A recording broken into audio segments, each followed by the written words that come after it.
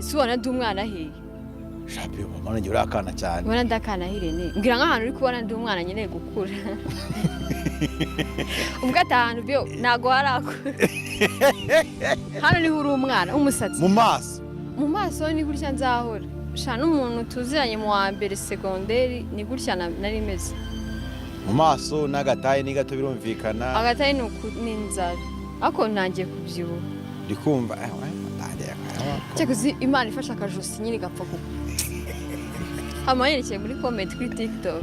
ngiryo josi uzarita muri stade Rwanda naye natashye nkarira muri miroir mbona rimeze Miso mugane gira burya turebe wa mugane na bio uba wumva nta kibazo mbiteke cyekuzi nananuse cyane iyo nanuse cyane nyine nanjye ndaryumva ko ryabaye gutya nigera ngiye gufotora nk'ahantu umumama arambwira ngo uzaze gufotora abana bawe ngo afite anniversaire ngo hari n'abandi nyine ngo bigana ku ishuri abana mu bakire nyine ngo bazaba baje ngo naka anniversaire k'iminota mike n'abana kibazo mubwira amafaranga arayanga ngo oya ngo nabana mungana ngo shanga uzaze ngo uhure nabo nawe mumenyane ndagenda ngeze mwana ndamuhazega mu wakangaye ngo mu wa 5 primaire